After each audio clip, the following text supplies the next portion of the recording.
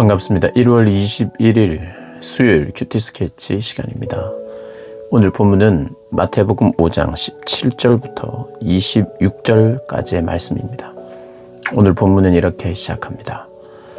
내가 율법이나 선지자를 폐하러 온 줄로 생각하지 말라. 폐하러 온 것이 아니요 완전하게 하려 함이라.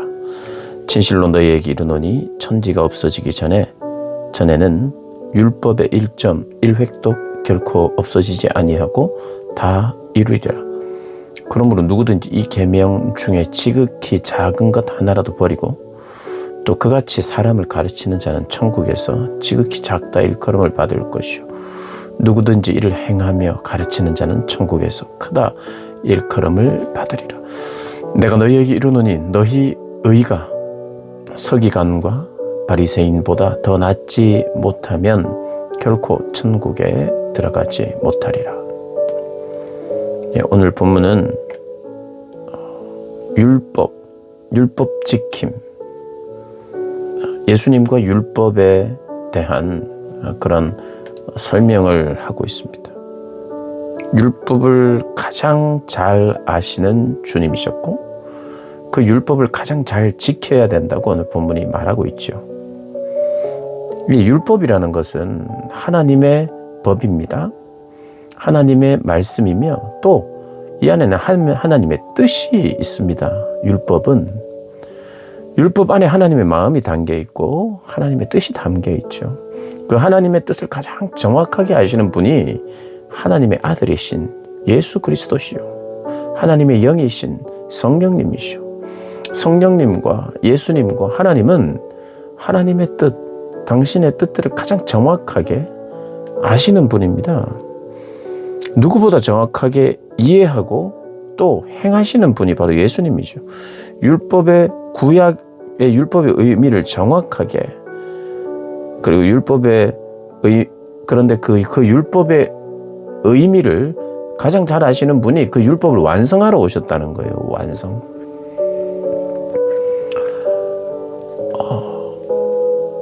그러면서 이 율법은 예수님께서 지키러 오셨다는 거예요.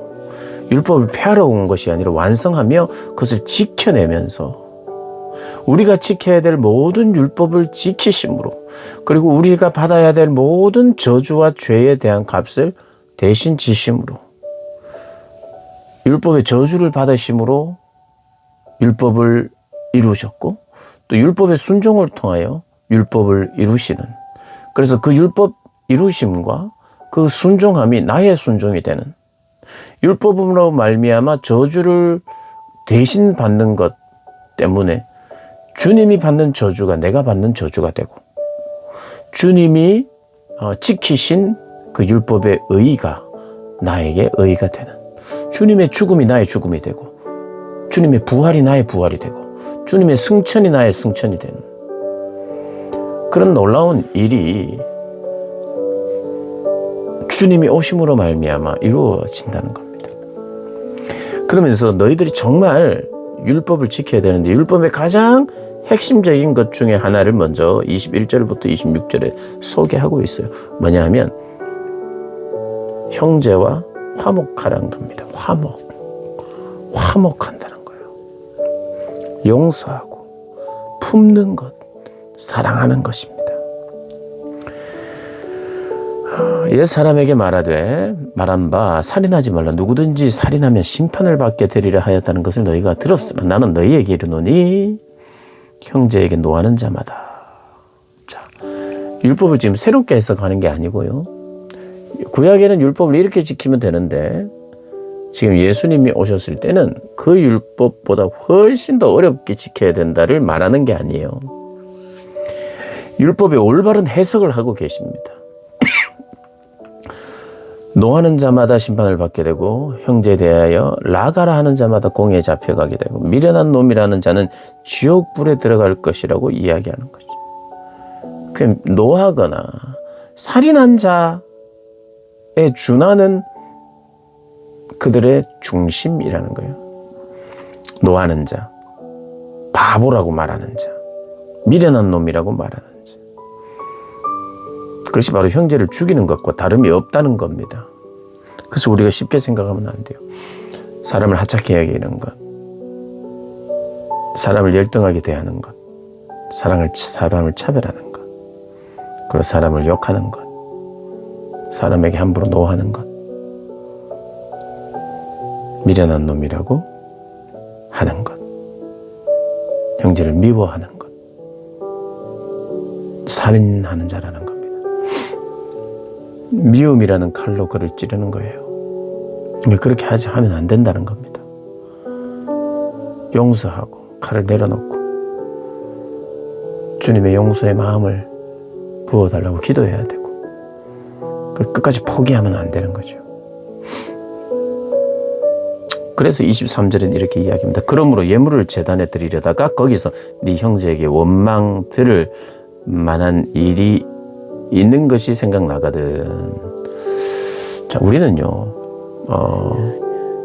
이 땅을 살면서 제일 어려운 게 관계입니다. 그리고 제일 기쁨과 만족을 주는 게 또 관계예요. 사람과의 관계잖아요. 좋은 관계를 많이 유지하는 사람일수록 그의 삶이 풍성해집니다.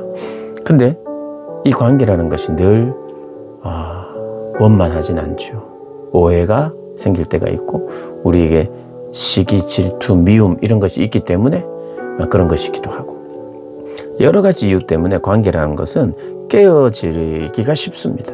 그래서 우리가 늘 익숙하게 보는 거예요. 그것은 나도 경험하는 것이고, 다른 이들의 삶 안에서 다른 이들의 관계를 보면서 깨어지는 것들을 보게 됩니다. 그럼 어떻게 해야 되느냐? 깨어진 관계를 우리 스스로 화목하게 해야 합니다. 그래서 깨어졌다는 것은 형제가 서로 용서하지 못하고 있다는 거예요. 그래서 이야기를 하죠. 원망 들을 만한, 내가 잘못했을 경우에,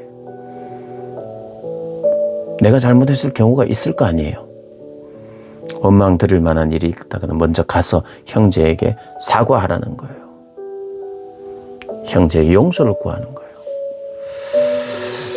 사람들이 많이 후회하는 것 중에 하나가, 아유, 내가 용서를 구했어야 되는데.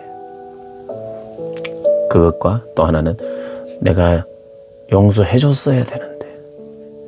사람에게 있어서 큰 후회, 진심으로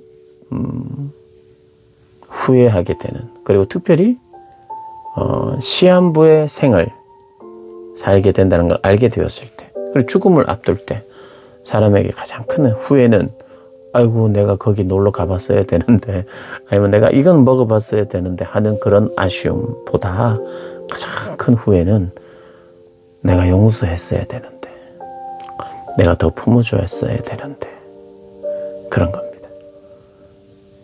그리고 내가 아이고 빨리 용서를 구했어야 되는데 자꾸 시기가 늦어지고 시간이 늦어져서 더 용서를 구하지 못했던, 이게 바로 가장 우리에게 참 찝찝하게 남아있기도 하고, 또 우리의 후회 중에 하나죠. 가장 큰 후회는 용서와 관련되어 있는 거죠. 그 말고 다른 게 정말 있을까요? 내가 그걸 성취했어야 되는데, 내가 그런 기록을 깼어야 되는데,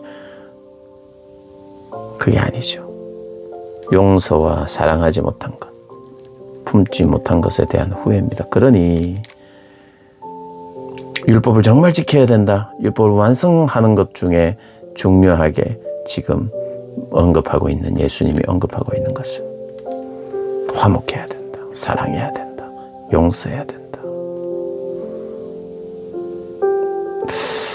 만약에 그렇게 하지 못하면 은혜 받을 수 있는 시기를 놓친다는 거예요.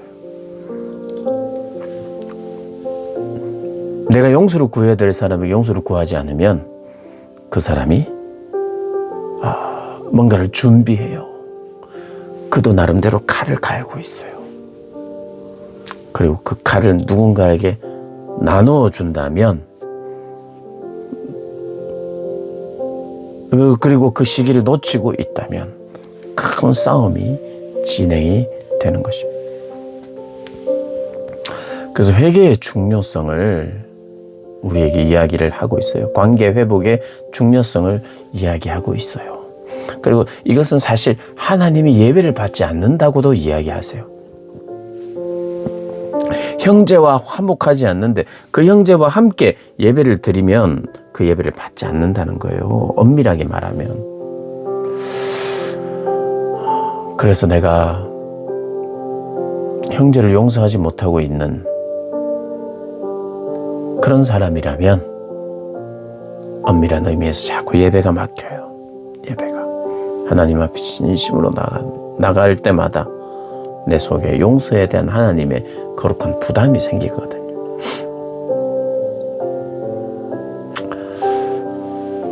용서하고 축복하고 그를 향한 하나님의 뜻과 계획이 있다는 것을 믿고 부족하고 연약하고 또 나빴고 그럼에도 불구하고 하나님이 그를 부르셨고 그를 향한 뜻이 있다고 그를 회복시키실 것이고 새롭게 하실 것이라는 믿음. 나에게 가해한 사람일 수 있어요. 쉽지 않습니다. 나를 가해한 사람들. 사실 용서라는 것은 피해자가 해주는 게 용서죠. 그래서 우리는 주님의 말씀 앞으로 나가서 하나님 이것이 가능합니까? 저로서는 할 수 없는 일입니다. 주님이 하게 하시는 거고 주님의 사랑을 내가 더 깊이 깨달아야만 가능한 일입니다. 그러나 이것은 너무 중요합니다. 너무너무 중요합니다. 저에게. 가장 큰 후회가 될 수 있는 문제고 내 힘으로 안 되기 때문에 그냥 내버려 둘 수 있는 문제가 아니라 하나님이 다루어 주시기를 간절히 바라야 하나님과 다루어 주시고 새롭게 하시는 부분이죠. 이 사랑과 용서, 화목의 사람으로 살아가는 저와 여러분 되시기를 주님의 이름으로 축복합니다.